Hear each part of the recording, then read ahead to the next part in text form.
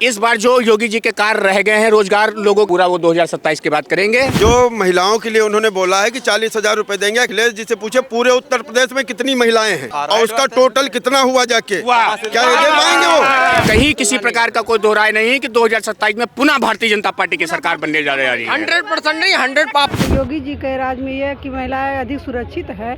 अगर उनसे पैसा दे या ना दे, अगर हमें सुरक्षा चाहिए, हमें लालच नहीं चाहिए। महिलाओं को हमें सुरक्षा चाहिए। सिर्फ अयोध्या की बात ना करो, अयोध्या में काम इसलिए हुआ क्योंकि इसीलिए मैं अयोध्या की बात करूंगा।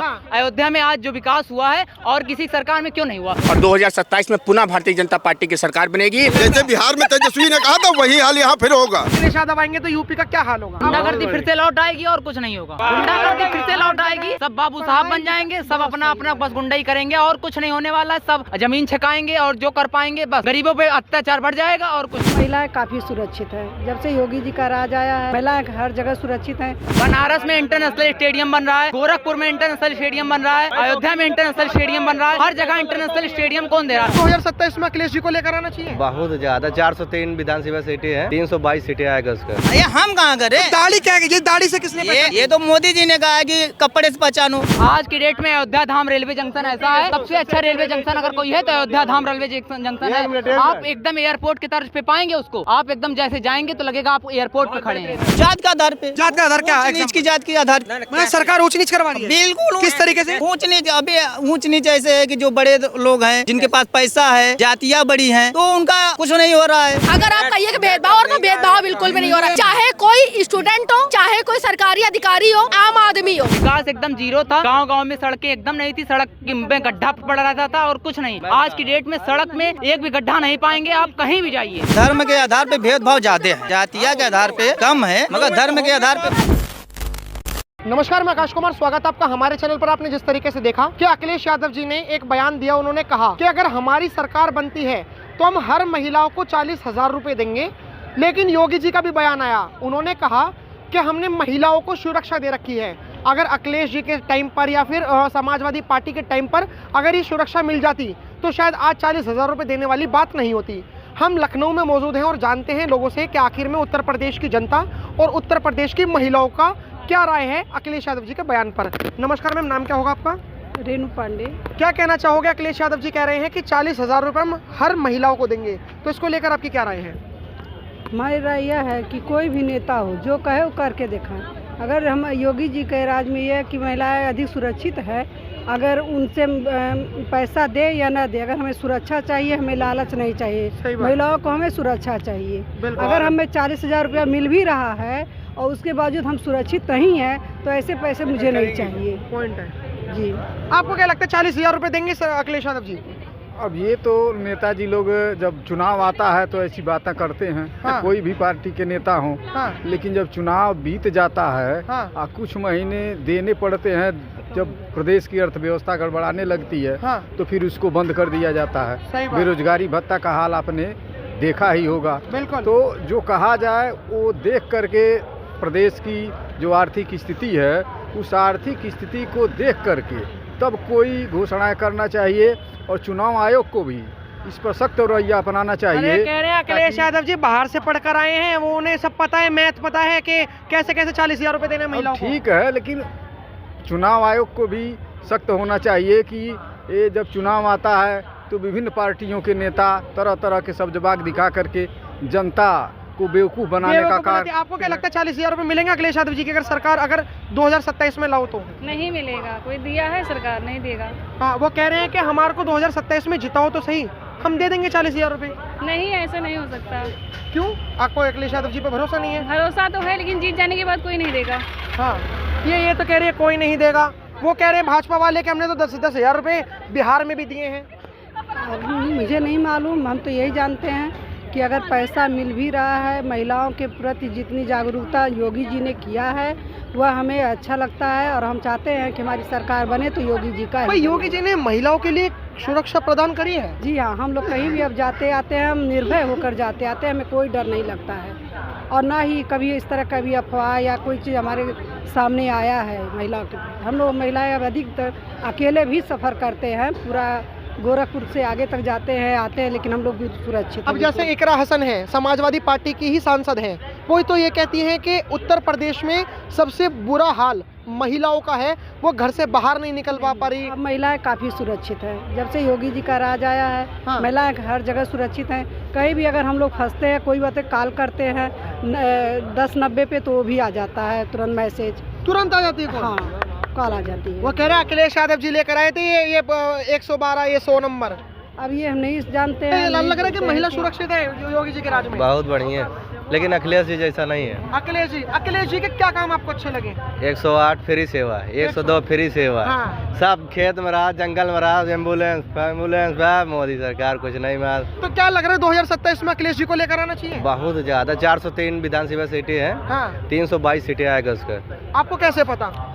हम भी राजनीति के स्टूडेंट हैं, सर्वे करते आप रहते हैं। राजनीति के स्टूडेंट हो तो फिर तो आपसे मजा आएगा बात करने में। आपने कहा कि 300 कितनी 322 क्या ईवीएम तो है क्या? तो फिर योगी जी जीत कैसे जाएंगे? ईवीएम है तो है महाराज। तो फिर आपको कैसे पता 322 सीटें?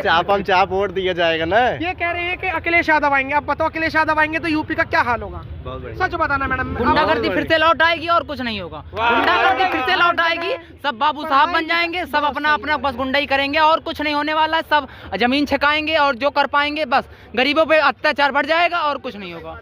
लोग तो कह रहे गरीबों पे अत्याचार हो जाएगा। पार्टी पावर में हमारी आने दीजिए, फिर हम बताएंगे कैसे क्या करना है। देखिए सामने से धमकी दिया जा रहा है, सामने से कहा जा रहा है, धमकी दिया जा रहा है कि हमें पावर में आने दीजिए, फिर आप देखिए क्या होता है। बताइए, ये गुंडागर्दी नहीं है तो क्या है? आपकी उम्र कितनी होगी? हमारी उम्र 20 साल है। आपकी उम्र कितनी होगी? हमारी 23 साल। आपकी उम्र कितनी होगी? 46 साल। 46 साल। मैं 46 साल में से अगर 8 साल माइनस कर दूं तो भी आप लगभग 38 साल के होंगे उस वक्त। आपने तो अखिलेश जी का भी राज देखा होगा। अखिलेश जी का राज कैसा था योगी जी के राज की तुलना में? अकेले यूपी की ही बात हो रही है। अखिलेश यूपी में ही तो है और कहाँ है? एकदम विकास मध्य प्रदेश में तो दरकिनार कर दिया था इंडिया अलायंस ने। विकास एकदम जीरो था। गांव-गांव में सड़कें एकदम नहीं थी, सड़क में गड्ढा पड़ रहा था और कुछ नहीं। आज की डेट में सड़क में एक भी गड्ढा नहीं पाएंगे आप कहीं भी जाइए। हम अयोध्या के रहने वाले हैं। अयोध्या में जितना विकास भारतीय जनता पार्टी की सरकार में हुआ है उतना किसी सरकार में आज तक हुआ नहीं है। हाँ, रामपथ, सूरपथ, 84 कोसी परिक्रमा मार्ग, 14 कोसी परिक्रमा मार्ग, 5 कोसी परिक्रमा मार्ग, जितना आज के डेट में वहाँ पे रोडों का जाल बिछा है सिर्फ और सिर्फ भारतीय जनता पार्टी की सरकार में बिछा है। मंदिर से लेकर अयोध्या तक, शिव जी से लेकर बनारस तक मैं बता रहा हूँ। देखिए, अब इनकी उम्र 20 साल है, 9 साल से सरकार है बीजेपी की। 27 फिर चुनाव होने वाला है यूपी में, ठीक। तो 13 साल 11 साल के रहे होंगे उस समय। इनको क्या पता विकास क्या हुआ? क्यों नहीं इतना जानकार नहीं थे कि रोड में गड्ढा इतना जानकार। राम मंदिर, मैं कह रहा हूँ कि राम मंदिर। एक मिनट सर इधर सर भाई साहब इधर देखकर बात करिए, इधर देखकर मुझे ये बताइए कि आपको क्या लगता है कि योगी जी सिर्फ और सिर्फ हिंदू मुसलमान करते हैं? बिल्कुल 100%। इनसे भी पूछ लीजिए। आप नहीं, मैं इसके लिए नहीं बोलूंगा हिंदू मुसलमान नहीं करते वो। मैं उनका खुद समर्थक हूँ यार। लेकिन बात मैंने सिर्फ ये बोली कि अयोध्या की सिर्फ बात ना करो, बाकी यूपी भी देखो। सिर्फ अयोध्या की बात ना करो। अयोध्या में काम इसलिए हुआ क्योंकि इसीलिए मैं अयोध्या की बात करूंगा। अयोध्या में आज जो विकास हुआ है और किसी सरकार में क्यों नहीं हुआ? अखिलेश जी की सरकार थी, अखिलेश जी की सरकार में क्या काम हुआ?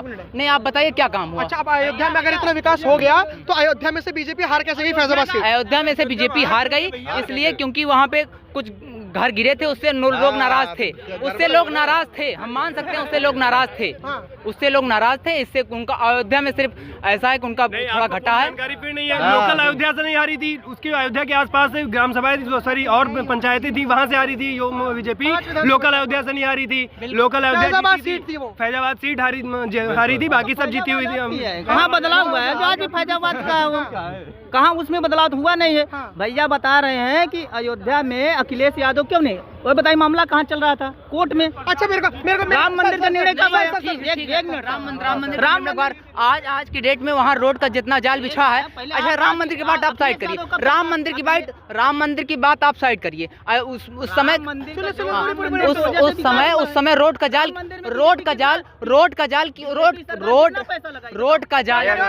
राम मंदिर में बीजेपी सरकार ने पैसा लगाई है। 1 रुपया भी नहीं लगाया। चलिए ठीक है, आप अपना। और एक बात, जब वो मामला केंद्र केंद्र सरकार के क्या कहते हैं मुख्य वो न्यायाधीश जो है कोर्ट में आ रहा है मामला, तो कैसे होगा? सर मैं पहले आपको बता दूं, करेक्ट कर देता हूं कि मंदिर और मस्जिद में सरकारें पैसा नहीं लगाती। सुनिए कॉन्स्टिट्यूशन के खिलाफ है, सुनिए मेरी बात। ये जो राम मंदिर में पैसा लगा 3000 करोड़ रुपया, ये आपका हमारा जो राम जी में आस्था रखते हैं उन्होंने दिया। दूसरी बात आपने बोला कि अयोध्या में या फिर राम मंदिर में कितना पैसा लगा दी सरकार ने। अयोध्या में 85,000 करोड़ रुपए का प्रोजेक्ट योगी जी लेकर आए, जिसमें वाल्मीकि एयरपोर्ट बना, इतने तमाम चीजें बनी। इंटरनेशनल एयरपोर्ट वहाँ पे पहले हवाई पट्टी थी, आज इंटरनेशनल एयरपोर्ट हो गया है। उसका सेकंड फेज में आज काम चल रहा है। उसके बाद इंटरनेशनल स्टेडियम बन गया है, जो बहन मायावती ने चालू कराया था, अखिलेश जी ने बंद करवा दिया। फिर हमारी सरकार माननीय योगी आदित्यनाथ जी की सरकार में फिर उसका गठन हुआ, फिर से वो बन के पुनः तैयार हो गया है। अब वहाँ पे शुरू होने वाला APL अयोध्या प्रीमियर लीग। अरे तो इकाना क्या बोल रहे हैं? इकाना स्टेडियम क्या बोल जा रहे हैं? अखिलेश यादव ने बनवाया इकाना स्टेडियम, तो मान लीजिए वो बनवाए अयोध्या और बाकी ये क्यों अयोध्या की ही बात ले जा रहे हैं? हम ओवरऑल यूपी की बात कर रहे हैं। ओवरऑल यूपी की बात बताइए। अब एक मिनट बनारस की आप ओवरऑल योगी सरकार ने कहा था कि हमारी सरकार बनेगी तो 1 सिलेंडर होली पे, 1 सिलेंडर भैया मिला है आपको? हम सुने नहीं, हम ये चीज सुने नहीं, हम ये चीज सुने नहीं है। बोलेंगे सिलेंडर पे बोलेंगे भाई साहब, सिलेंडर पे मैं बोलूंगा 2014 से पहले आपने सिलेंडर भराया था कभी? 556 में भरा। एक मिनट 556 में था, ठीक है, लेकिन उससे पहले भराने में कष्ट कितना होता था?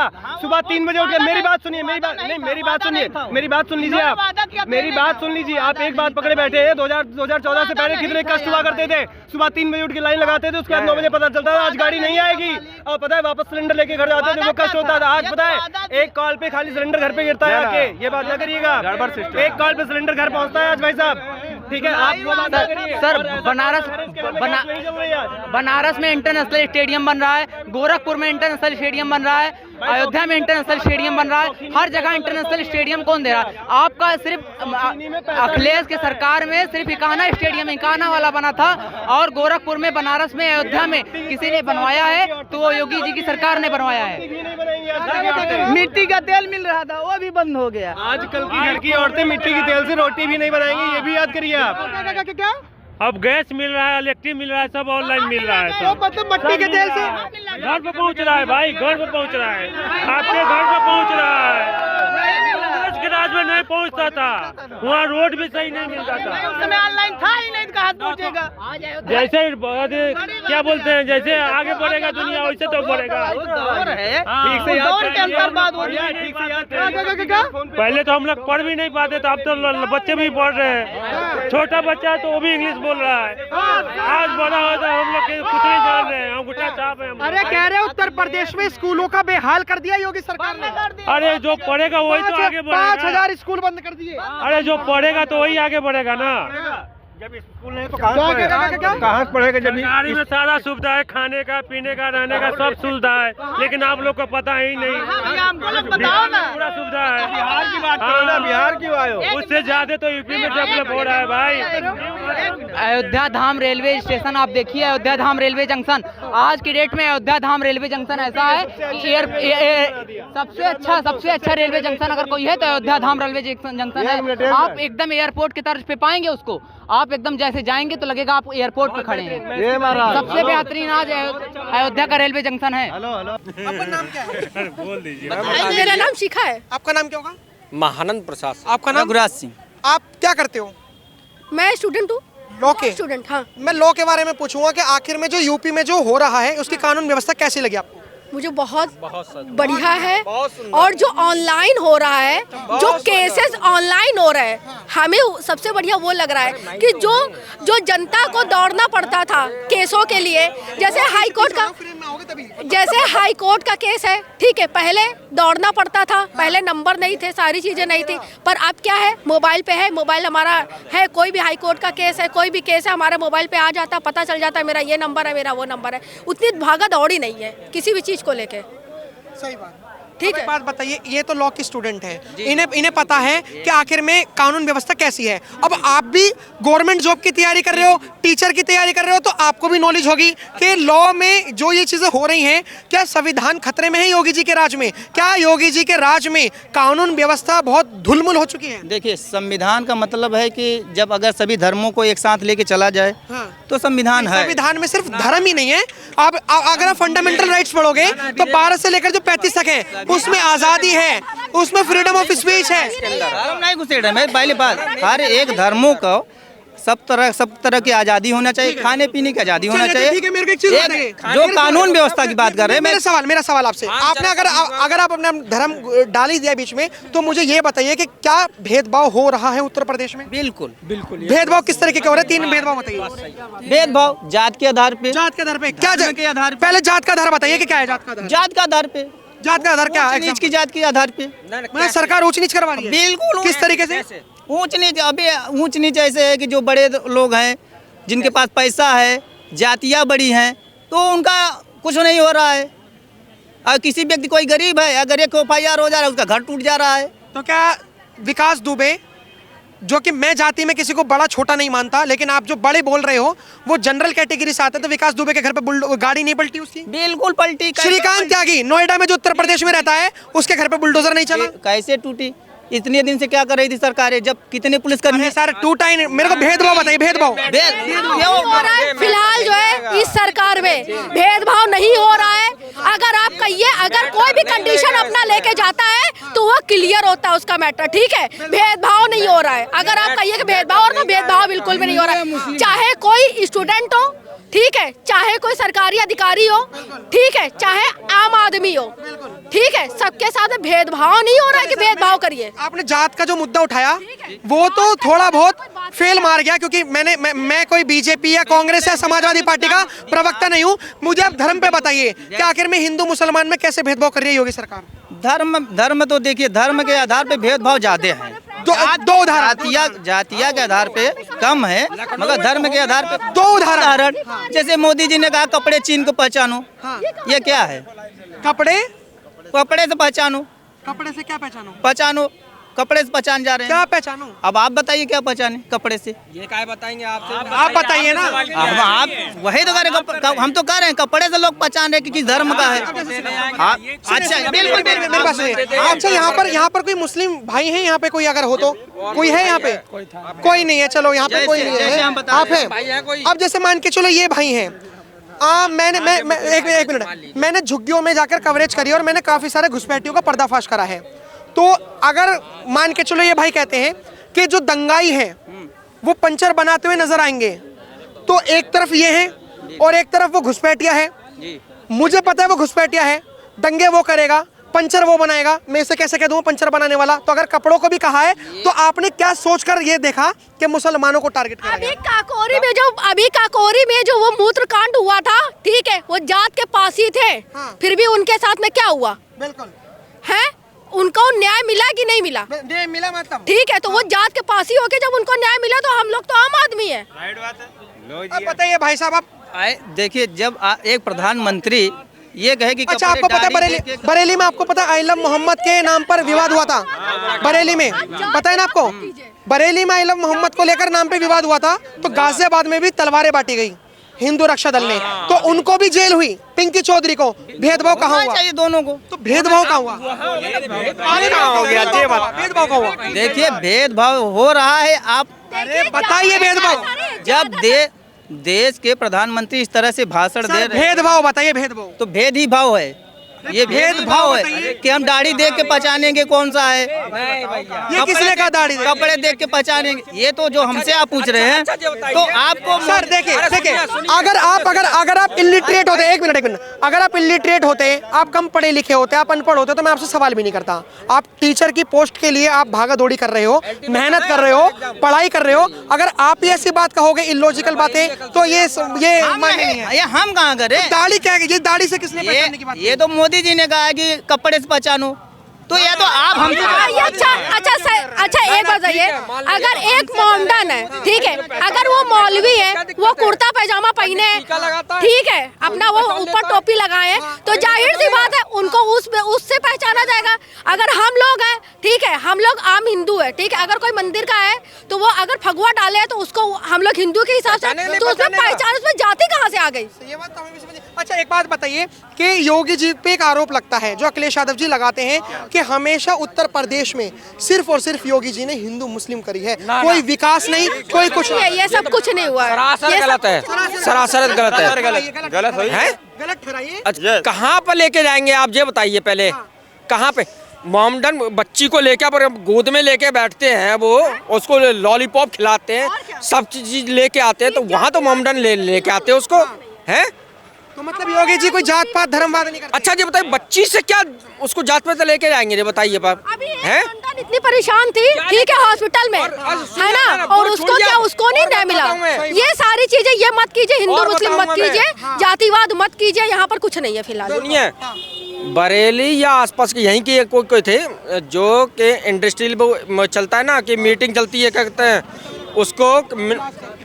उसको चलता, क्या कहते हैं, पैसा मिलता है बच्चे मोहम्मदन को, मोहम्मदन महिला को पैसा मिला, उसका आदमी इतना प्रसन्न था, ये समझ लिए, ये कह रहा था मोदी जी से यहाँ भेंट हुई हमारी, मैं समझता हूँ कि वो पूरे साल यहीं रहे, वो पूरे जब तक मरे तब तक यहीं रहे मोहम्मदन।